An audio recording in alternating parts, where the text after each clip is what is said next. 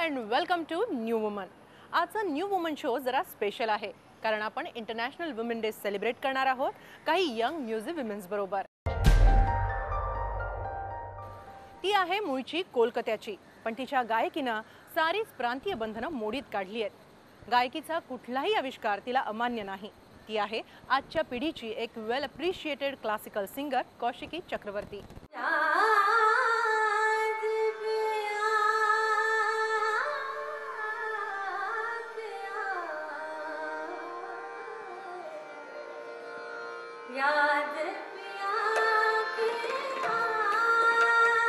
ती येते, ती गाते आणि ती सहजपणे तुम्हाला जिंकून जाते ते तिच्या गाण्याने, तिच्या स्वराने। कौशिकी चक्रवर्ती शास्त्रीय संगीतातला आजच्या पिढीतला एक आश्वासक स्वर। संगीत तिच्या घरातच होतं। त्याचं बाळकडू मिळालं ते पंडित अजॉय चक्रवर्ती यांच्याकडून।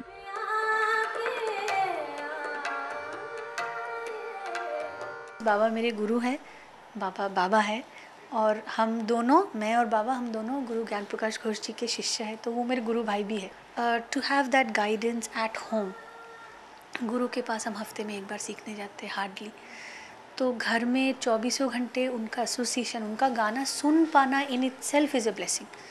So I think I have been really blessed in all the ways. And जैसे कहते हैं ना कि अच्छी शुरुआत, सही शुरुआत होता है तो आधा काम वहीं पे हो जाता है, तो बाकी आधा करने की कोशिश करें। शुरुआत की आधा तो हमारे जन्म से, परिवार से है। मैं द्वार खोल कर बैठा हूँ, मैं द्वार खोल कर बैठा हूँ।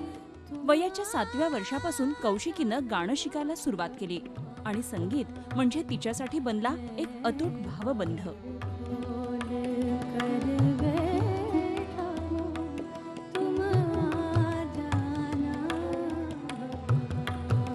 Classical music and folk music are the roots. हमारे कोई भी इंडियन म्यूज़िक का जड़ फोक म्यूज़िक में है। फोक म्यूज़िक को ही मॉडिफाई करके, कल्चर करके रागों का रूप दिया गया है, उसके नॉर्म्स बनाए गए हैं। उस तरह से क्लासिकल म्यूज़िक डेवलप हुआ है। एंड ठुमरी, दादरा, होरी, कजरी, चैती, ये तो सब बेसिकली फोक ट्रेडिशंस है। कौशिकीची मैफल म्हणजे असतं एक अनोखा अनुभव। शास्त्रीय संगीतातील ख्याल गायकी बरोबरच उपशास्त्रीय संगीतातील ठुमरी गाताना ती अधिकच खुलते।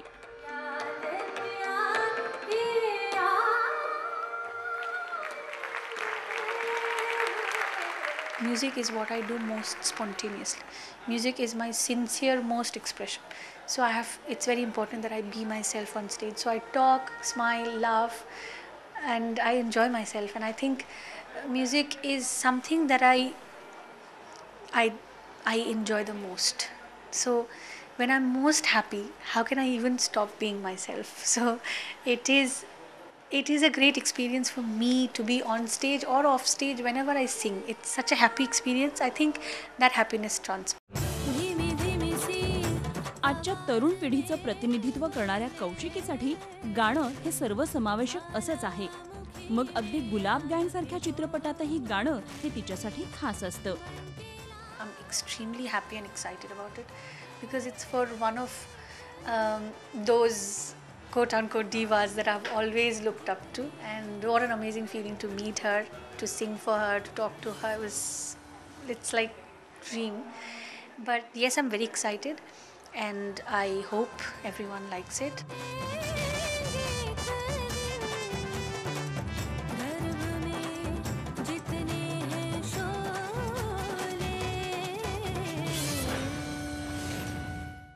तिची मैफिल असते एक अनोखी पर्वणी।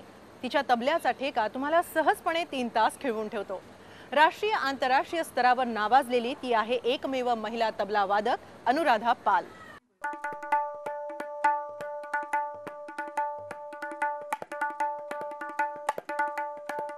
तबल्यावर तिची बोटं थिरकायला लागली की भले भले अचंबित होतात।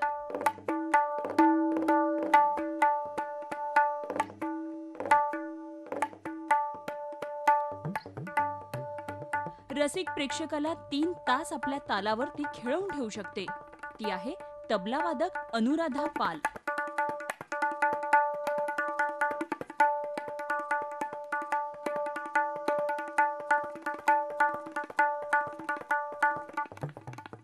मैंने अपने आप को कभी महिला कलाकार समझ के कभी कुछ कम एक्सपेक्ट नहीं किया। मैंने अपने आप से हमेशा ज़्यादा एक्सपेक्ट किया, क्योंकि मुझे मालूम था ये फील्ड बहुत मुश्किल है।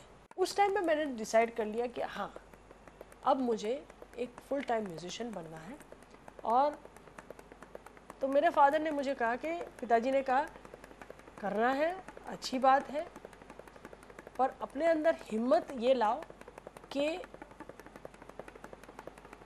ये बहुत स्ट्रगल वाला फील्ड है, कर सकते हो तो करो, पर डिसाइड कर लो कि ये स्ट्रगल बहुत होने वाला है। वयाच्या 7व्या वर्षी तिनं तबला शिकायला सुरुवात केली आणि तीही सुरांच्या साथीनं. घरात आईमुळे संगीताचं वातावरण होतंच, पण अभ्यासाबरोबरच मुलांनी एखादी कलाही जोपासावी ही घरातली शिकवण आणि मग त्यातूनच गोडी लागली ती तबला वादनाची. ये हमारे घर में हमको सीख थी कि हमें कोई भी आप पढ़ाई के साथ में आपको ये सब एक ऑल राउंडेड इंडिविजुअल, एक वेल डेवलप पर्सनैलिटी बननी है। मैंने तबला और गायन लिया, मेरे भाई ने तबला लिया। तबला एक्चुअली वो बजा रहे थे, मुझे सीखना था, लेकिन फिर पहले इनिशियली बड़ी मुश्किल हुई क्योंकि कोई सिखाने के लिए तैयार नहीं था, क्योंकि मैं लड़की हूँ। लेकिन फिर मैंने अपने आप से थोड़ा सीखा किया, फिर खुद ही टीचर कन्विंस हुए कि मुझे सीखना चाहिए। उस्ताद अल्ला रखा आणि उस्ताद झाकीर हुसेन यांच्याकडे रीतसर तबला वादनाचं शिक्षण सुरू झालं आणि वयाच्या 13व्या वर्षीच तिनं पहिला आंतरराष्ट्रीय स्तरावरचा परफॉर्मन्स दिला आणि त्यानंतर कधीच मागे वळून बघितलं नाही.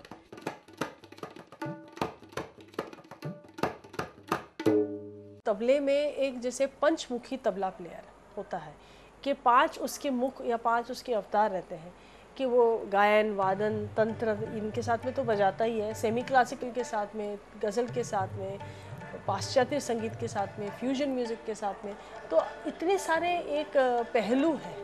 तो इसलिए मैंने अपने आप को ट्रेन करते गई और एक्सपोज करते रही। शास्त्रीय संगीताची गोडी लागावी यासाठी आपल्या सूर आणि साज या संस्थेतर्फे काम करतानाच तिनं MF हुसेनच्या गजकामिनीसाठीही काम केलं. एक रिवॉर्डिंग जर्नी रही है कि इतना मतलब स्ट्रगल के साथ में बहुत मुझे भगवान की कृपा रही है कि लोगों का बहुत प्यार, सम्मान और आर्टिस्टों से बहुत प्यार और सम्मान मिला है। Despite not coming from a musician family end एक लड़की होते हुए मुझे बहुत स्ट्रगल करना पड़ा, लेकिन सब ने मुझे बहुत साथ दिया।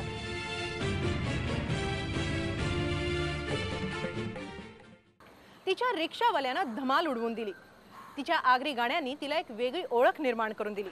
तिची चित्रपटातली गाणीही आज तितकीच प्रसिद्ध आहेत. कर्जतमध्ये राहणारी रेश्मा सोनावणे आज तिच्या वेगळेपणामुळेच प्रसिद्ध आहे.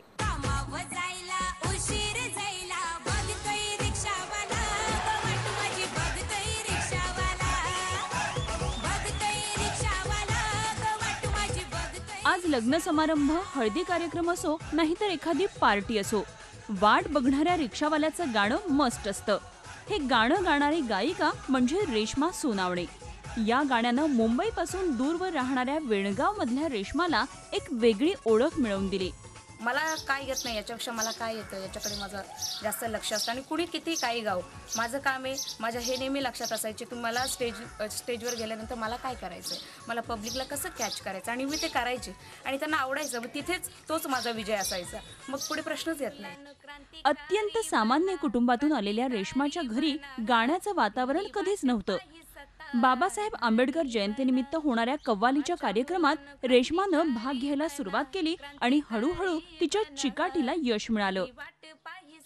लवकर कोणी गायला देत नव्हतं, कारण आपण ग्रामीण भागातले असल्या कारणास आपल्याकडे जरा दुर्लक्ष व्हायचं की काय लक्ष द्यायचं यांच्याकडे. खरं तर आम्ही जेव्हा जायचो, पप्पा, मी, माझे काका सुभाषजी गवळे, उत्तमजी सोनावणे माझे वडील, तर आम्हाला असे मागून हसायचे की काय चालले, काही मुलगी गाणार असं. काही ठिकाणी तर जेव्हा प्रोग्राम व्हायचे अक्षरशः काही लोक तर मजा बघायला यायचे की काय गाणार आहे, चला रे बघूया काय गाणार आहे, कशी गाते. आणि पण मलाही विश्वास नव्हता की मी इथपर्यंत जाईल. पण एक कृपा आहे, सर्वांचा आशीर्वाद आहे की आज जे मी आहे हा सर्वांचा आशीर्वाद आहे. आणि ज्यांनी ज्यांनी पसंत केलं त्यांची सर्वांची एक प्रोत्साहन आहे, एक साथ आहे सर्वांची. रंगली हळदीची रात ही तिची सीडी गाजली आणि मग तिच्या आगरी कोळी गाण्यांनी एकच धमाल उडवून दिली आणि तिनं थेट मजल मारली ती मराठी चित्रपटांपर्यंत. हे पहिल्या धारच्या प्रेमान साला कालीज केलंय बात, हे कालीज केलंय बात.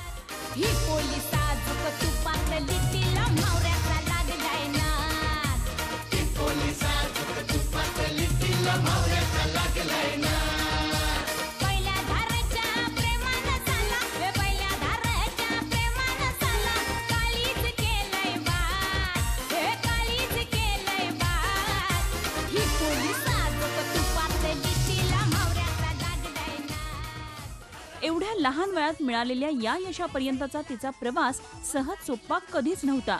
आता पार्श्वगायनाची संधी मिळत असली तरी तिला अजून खूप काही शिकायचं आहे. ज्या कव्वाली आणि लोकगीतांनी तिला घडवलं आहे त्यात नवनवीन प्रयोग करायचे आहेत. मेहनतीशिवाय काही नाही आहे. आणि जर आपल्यामध्ये कला असेल तर तिला दाबून ठेवू नका प्लीज, कारण खूप असे काही लोक आहेत जी तुम्हाला उचलून धरणारी आहेत, प्रोत्साहन देणारी आहेत.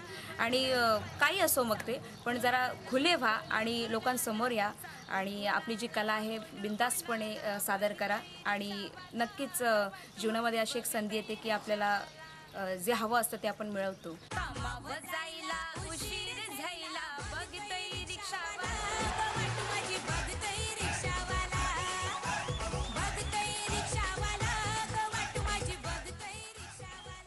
संगीताच्या क्षेत्रात म्युझिक कंपोजर म्हणून काम करणाऱ्या महिला तशा कमीच.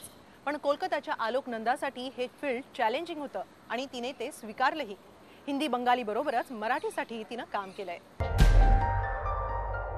आपल्यासोबत एक अशी महिला आहे जिनं म्युझिक इंडस्ट्रीमध्ये आपलं एक वेगळं स्थान निर्माण केलेलं आहे.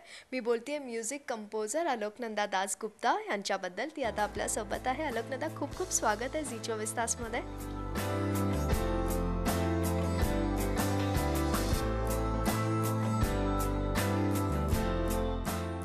आलोकनंदा, सगळ्यात आधी तर फैंड्री हो, शाला हो, उड़ान हो, इन सारी फिल्मों के लिए आपने कहीं म्यूज़िक कंपोज किया है, कहीं बैकग्राउंड म्यूज़िक आपने दिया है. क्या कहेंगी आप, क्योंकि एक अलग फील्ड में आपने ओवरऑल एंट्री की है, क्योंकि पापा एक बड़े फिल्म मेकर होने के बावजूद भी फिल्म इंडस्ट्री में आपने म्यूज़िक ये क्षेत्र ही क्यों चुना? पहले तो ये बता दूं कि उड़ान में सिर्फ मैं असिस्ट की हूँ, म्यूज़िक कंपोजिशन नहीं, आई असिस्टेड अमित त्रिवेदी. और म्यूज़िक एकदम जब मैं 5 साल की थी तभी से पापा वो चाहते थे कि हम लोग म्यूज़िक के वर्ल्ड में मतलब एंटर करें. वो हमको बार बार ये बोलते थे कि जब तुम्हारे लाइफ में और कुछ नहीं रहेगा तो ये म्यूज़िक रहेगा, तो इसीलिए तुम म्यूज़िक में जाओ. तो वो मेरे और मेरे सिस्टर को पियानो सिखाए. तो पियानो बहुत देर तक हम लोग पियानो सीखे. उसके बाद वो चाहते थे कि मैं एक पियानिस्ट बनूँ, एक वर्ल्ड फेमस क्लासिकल पियानिस्ट, लेकिन वो हो नहीं पाए. मैं उतना अच्छी नहीं थी पियानो में, लेकिन मैं नेचुरली कंपोजिशन एक नेचुरली हो गया. मतलब फिल्म्स में इंटरेस्टेड थी, फिल्म्स देखती थी बचपन से, पापा की फिल्म्स देखती थी, सब वर्ल्ड सिनेमा देखती थी, लेकिन शायद कंपोजिशन में इंटरेस्ट थोड़ा ज़्यादा था, म्यूज़िक में इंटरेस्ट थोड़ा ज़्यादा था. आलोकनंदा, आपने टोरंटो से म्यूज़िक की पढ़ाई की, ख़ास आपने वहाँ जाके म्यूज़िक पे रिसर्च किया और कहीं पे थियोरी पार्ट पे बहुत ज़्यादा, मेरे ख्याल से आप बहुत ज़्यादा इंपॉर्टेंस देती है थियोरी पार्ट को. लोग सोचते हैं कि म्यूज़िक पढ़ के क्या करोगे, क्या होगा म्यूज़िक पढ़ के. ये शायद धीरे धीरे मुझको, आई एम कॉन्फिडेंट कि पीपल का, लोगों का ये जो वेस्टर्न क्लासिकल, इंडियन क्लासिकल में बहुत कुछ है, वेस्टर्न क्लासिकल के बारे में मैं बोल रही हूँ थियोरी. शायद लोगों की आइडियाज़ चेंज हो गए. अभी AR रहमान का एक स्कूल है चेन्नई में. मुझको आई विश कि और ज़्यादा स्कूल्स, पोस्ट ग्रेजुएशन और ग्रेजुएशन लेवल में स्कूल्स हो और ज़्यादा थ्योरी में स्ट्रेस हो. और क्योंकि म्यूज़िक को आप सिर्फ मतलब जस्ट एक एजुकेशन की तरह, जैसे आप ABCD सीख के ही आप बुक पढ़ सकते हो, वैसे म्यूज़िक में भी आपको थियोरी आई डोंट थिंक कि थियोरी इज़ अ मस्ट. मतलब बहुत सारा कंपोजर्स है जो थियोरी के बगैर ब्रिलियंट है, मोर देन ब्रिलियंट. लेकिन अगर theory is an essential part, I think कि आपका नॉलेज शुरू से एक you approach music as as an education, as a piece of study. Marathi के साथ बहुत अलग कनेक्शन रहा है आपका। मराठी कनेक्शन मेरा एक कुछ luck, I am very lucky. Marathi connection ये विद डेस्टिनी ये हो गया।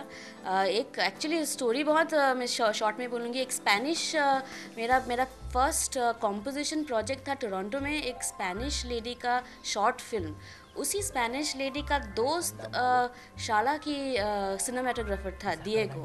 फिर शाला हुई और शाला के सक्सेस के बाद ही शाला का म्यूज़िक इतना अप्रिशिएटेड हुआ। उसके बाद ये एक सच्ची चीज़ है कि सबसे ज़्यादा काम मिलता है through your work, when your work speaks for itself. फिर शाला की प्रोड्यूसर्स, फैंड्री की प्रोड्यूसर्स भी थे, होली बेजल प्रोडक्शन, तो उसी से फैंड्री मुझको मिला। म्यूज़िक इंडस्ट्री में वैसे बहुत कम फीमेल कंपोजर्स हैं। उन महिलाओं को जिनको म्यूज़िक में इंटरेस्ट है और जिनको म्यूज़िक कंपोजर बनना है, उनको आप 2 शब्द इंस्पिरेशन हो क्योंकि आप उनके लिए, तो क्या कहना चाहेंगी for encouragement? On women's day के लिए आई विल एनकरेज कि सभी महिलाओं, इस फील्ड में महिलाएं कम है तो किसी वजह से शायद कम है, किसी some kind of fear male dominated industry के लिए, या some kind of emotional, because ये इंडस्ट्री बहुत रूथलेस भी है, तो आपको बहुत झेलना भी पड़ता है। तो मुझको लगता है कि महिलाओं की इमोशंस थोड़ा सा वल्नरेबल होता है। I will advise all women who are interested in composition to encourage them to get over, to not be afraid, और इस मेल डोमिनेटेड इंडस्ट्री में आप आए और कंपोज कीजिए।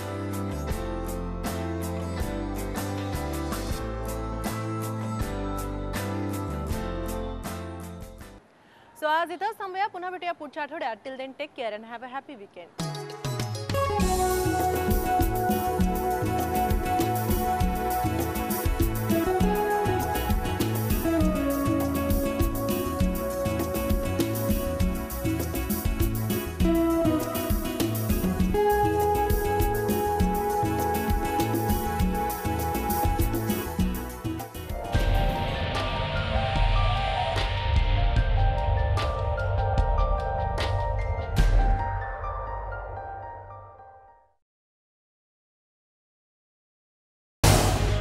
झी 24 तास रहा एक पाऊल पुढे.